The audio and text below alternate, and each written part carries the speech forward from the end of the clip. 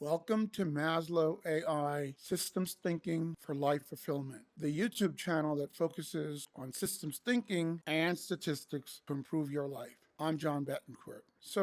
Statistics are so important for engineering and so many things that we do in life, and I'm always a little bit confused that they're not used more in improving human life. For example, do you know that the chances of an airplane falling out of the sky is only 0.00027%? A statistically insignificant number.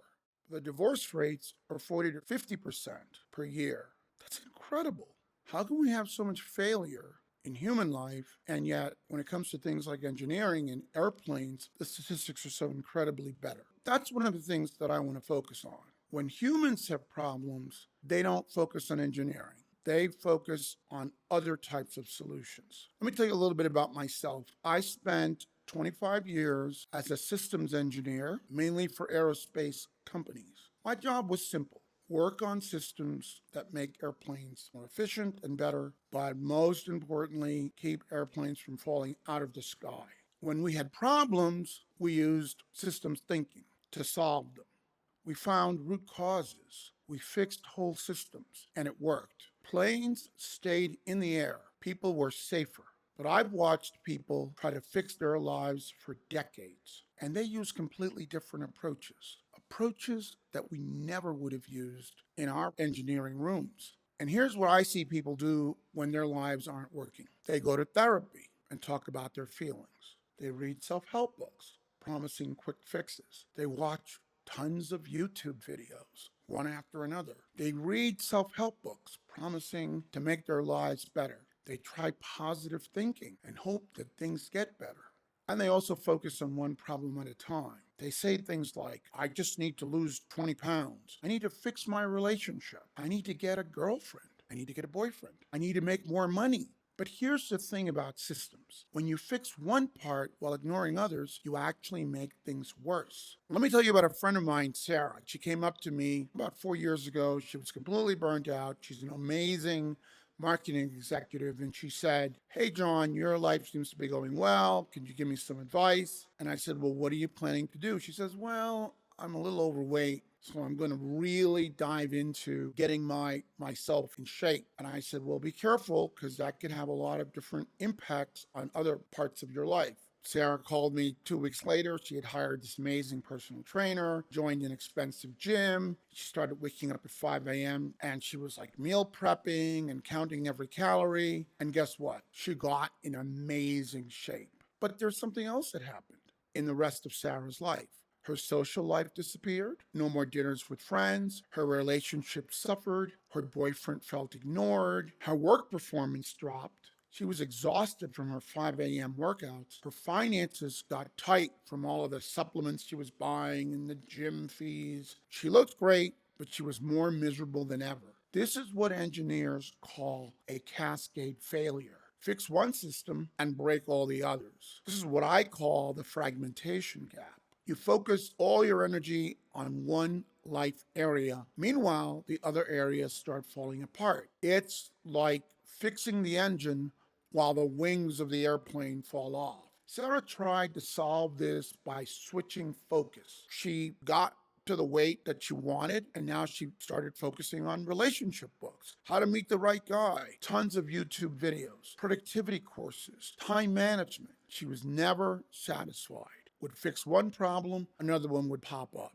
But she was always playing whack-a-mole. The problem isn't Sarah. The problem is the approach. Human beings are complex systems. Your health affects your relationships. Your relationships affect your work performance. Your work affects your financial security. Your finances affect your stress levels. Everything connects to everything else. But most advice treats each problem in isolation. We could never do that in aerospace. We learned something important. You can't optimize one aircraft system while ignoring the others. The engine, navigation, electrical, hydraulic systems all work together.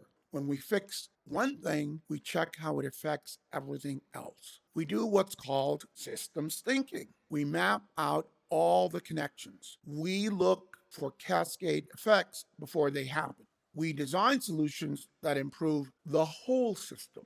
In 1943, a psychologist named Abraham Maslow had a breakthrough. He created the first systematic framework for human needs. He called it a hierarchy of needs. The most important thing is that he allowed us to look at how physical needs at the bottom impact other needs all the way up to self-fulfillment at the top. And this was revolutionary. It was systems thinking applied to humans. Maslow understood that human needs are connected. You can't work on higher needs if lower needs aren't met. But Maslow was working with 1943's technology. Maslow didn't have neuroscience. He didn't understand how the brain works. He didn't have computer modeling to track complex interactions. He didn't have data from millions of people. He didn't have artificial intelligence to spot patterns. Most importantly, he didn't have systems engineering principles. Most of those have been developed since 1943. His framework was brilliant, but it's outdated. It's like having a 1943 aircraft engine in a modern jet. The core ideas work, but we can make it much better. Today, we have 80 years since Maslow's framework of additional knowledge. We understand how the brain processes motivation and decisions. We can track hundreds of life variables at the same time. We have artificial intelligence to spot patterns humans miss, but most importantly, we have systems engineering, and we can apply the same thinking that keeps airplanes in the air to keeping lives fulfilling and on track. This is what Maslow AI is all about. Here's the challenge. Life optimization is incredibly complex. Your brain can consciously track about 7 things at once, but optimizing your life requires managing dozens, if not hundreds of variables. Your sleep affects your mood affects your relationships affect your work affects your finances. It's like trying to fly a jet while only watching one instrument, just watching the fuel quantity gauges while ignoring the altimeter.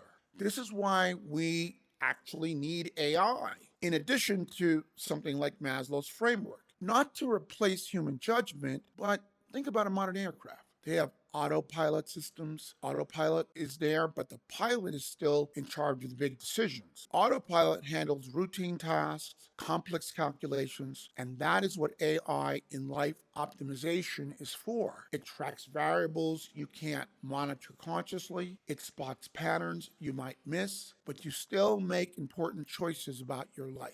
Remember my friend Sarah? Well, here's what happened when she started using systems thinking. Instead of optimizing only fitness in isolation, she looked at her whole system. So she designed workouts that also included social time. She decided to hike with friends, to have tennis with her new boyfriend, to plan meals that enhanced her work performance, to schedule gym time that didn't destroy her sleep or relationships. She was thinking more holistically. And 6 months later, she was still fit, but now her relationships were stronger and she was doing better at work.